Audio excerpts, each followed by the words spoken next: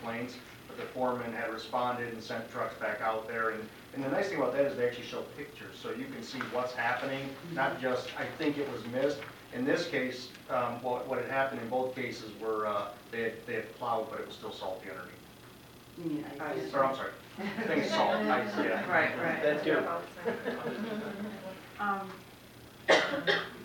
I heard a rumor that we're going to sell a truck.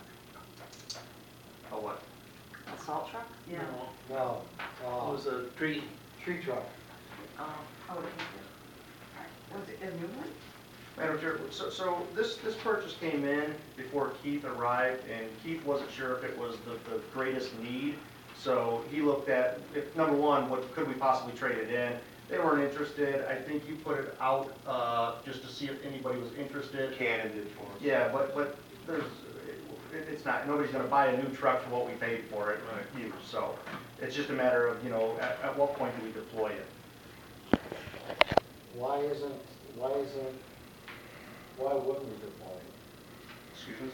Why wouldn't we use that truck? Why wouldn't we? Yeah.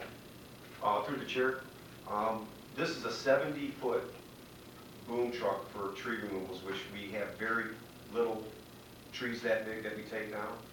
Our biggest demand are tree trimmings, which are 15 feet above the ground and sidewalk to the street. And this truck just will not. You would have to park it 2 houses up and on the other side of the street and bring that whole boom all the way up. This is just, if you see the size, this is a semi-truck with a 70-foot boom on it. Well, And we just don't have a program for this truck, which we will probably have to develop a program. Well, I know where a whole bunch of sycamores are. But we don't have a tree I crew got one in my bank. with the personnel to outfit that. We're just doing trimmings right now, and we're trying to catch up. We have over 1,000 CRMs just from tree trimming, and come spring, they're gonna just keep coming in. And we can't even keep a crew on a truck just for that. That's why we have Ashland Tree Service doing a lot of these trees. And that truck is just not serving our purpose when we don't have a full tree crew. We're finding it very difficult to get a truck out every day just in the winter right now because of the amount of work that we got with potholes and cold patching, and we have a lot of flooding issues and catch basin cleaning issues. That's a 7-man department, and you know, Charlie, the amount of truck like that, it's like 4 to 5 people crewed on a big truck like that.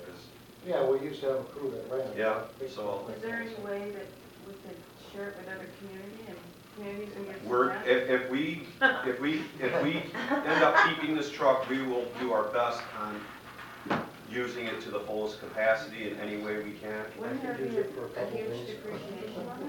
I'm sorry? On the It's- truck if we sold it, a big depreciation? We wouldn't sell it unless you could get what you got for it. I mean, Oh, you wouldn't right. sell it for a loss.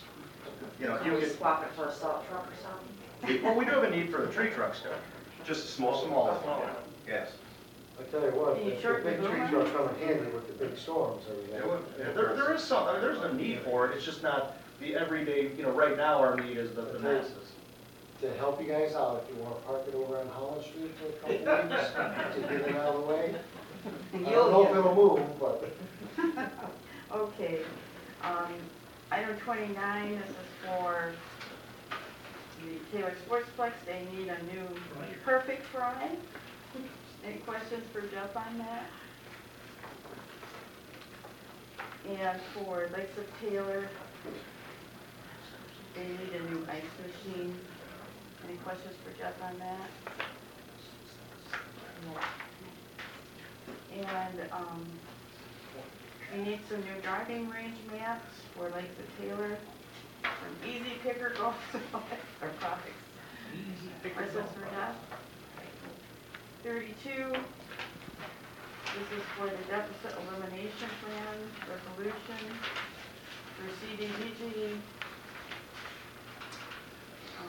Just file it. Yeah. Madam Chair, if I may, just a couple of comments here, because when you guys, obviously, if you guys see a deficit elimination plan, Yes. it might throw up some concern. Like I said, I'm just gonna explain this a little bit. Like I said, in my opinion, not a concern at all. For these 2 funds, what this is not, I wouldn't call these a real deficit, but in the state's eyes now, they changed some things. We have to do a resolution for these 2 funds. what these deficits are related to a timing difference in the funds. Starting with the CDBG program, in a perfect world, the CDBG program, revenue equals expenditures.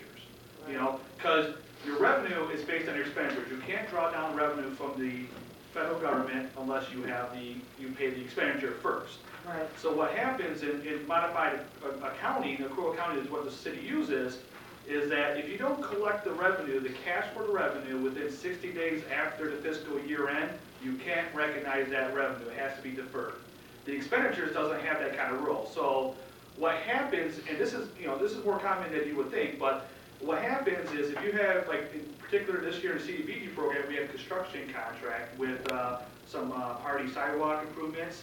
And what happened is that there was some retainer in there for work that was done previous 6/30, but those invoices were not paid until early September, in that nature. So the expense had to be booked back at 6/30, but since we didn't draw down that cash until after August 31st, 60 days, we had to defer that revenue, and that caused a timing difference. That means you had more expenditures than you had revenue, which caused, I think, the $14,000, in this case, the $14,000 deficit. So once we, like I said, next year, if everything else goes as planned, we get the same revenue and expenses, next year we're going to have a $14,000 surplus. Okay. So, but, like I said, since I've been here a couple years back, we had to do this, and we had to do it for the NSP program last year. But what we did, and the state will suffice for the state, is we just wrote a letter stating this deficit is done by timing difference. It's already corrected. Move forward. State will suffice with that. They said, okay, we're good. But after I filed the letter this year, and then he came back to me saying, you know what, we're changing things at the state level this year. No longer are we going to accept the letters. We want a resolution from the council. With the form that you see for the 1 year to show that the deficit be elimination. And I had a kind of a going back and forth with the gentleman in state saying, well, in these deferred type situations, can you guys look at this so we don't have to, go through, because it's not really a deficit, it's just a deferred timing difference deficit. Right. So they said, well, we may look at that in the future. Well, until then, we have to file that thing. So that's what the CDBG program, and on our end, with the department too, is we can look at trying to resolve these construction invoices quicker so that we get them paid within 60 days and get the money drawn down from HUD within 60 days. So, like I said, we've been doing a better job. It's just that sometimes you're going to have those things where if you're arguing a bill or something with the vendors, you're going to have that. Sometimes you're going to have that timing difference. So. Same is true with 33. Well, then with the NSP program, it's a little bit of different circumstance, but same thing as a timing difference. The neighborhood stabilization program, we have land. A lot of land is tied up in the Pinewood area. So what it is that the value of the land, which I believe on the audit was like around $180,000. Well, with the accounting principles that we have to do, that $180,000 automatically goes to restricted.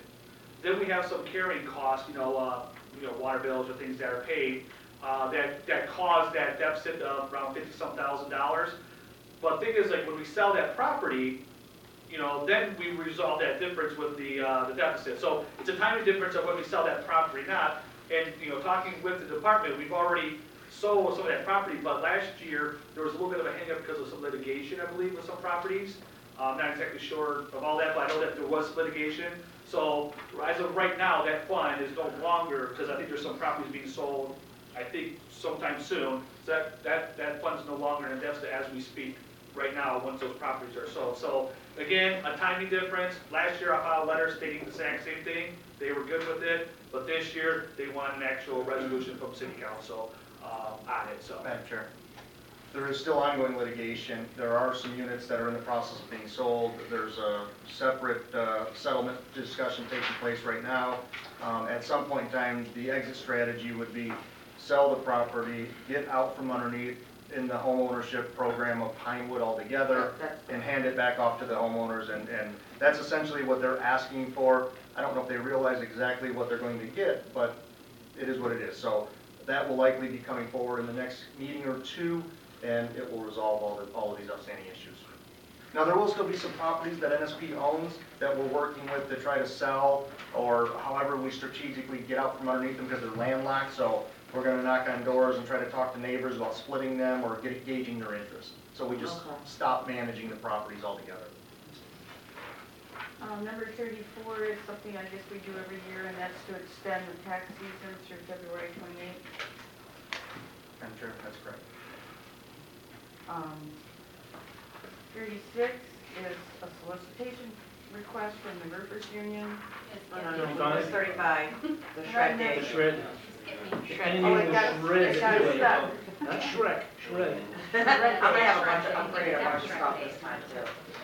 Now 36, solicitation request, roofers union that will benefit the Dad's Day, Dollars Against Diabetes. 37, Madam Chair, I don't know on 36, I'm sorry, I don't know if we can approve the location. It's just party and, Eureka. right? Yeah. We can approve Party in Goddard, but I don't know if we can approve Eureka. I know we can't, but I'm trying to be politically correct, I guess. Yeah, Hardy in Northland, can you do that too? You can know Party in Goddard, you can know, correct. that's the only one. I believe we've recreated, or I've recreated the approval letter that states. yeah. Oh, okay. We covered it in But I there. wanted So we'll to just put it in amend there, this to I say wanted to put it in Eureka, there exactly the or- way they requested it, so it can be changed by you guys. Okay, we'll have done that now. Okay, got it. Our little amending compliment.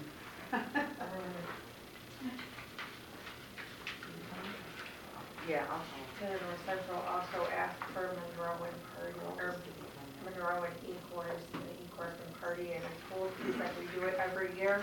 I said we have changed some things, I said that that's gonna be up to council. E-course is also a county road. Same thing with the, So basically, you're stuck at Hardy and Goddard. Well, there's some options, I mean, there's Wick and Party, there's Party and Goddard, but E-course is also in really bad shape, which is a little bit concerning, specifically at Party. E-course E-course, Northline, and Eureka are all county jurisdiction. What view is Goddard, is that? City.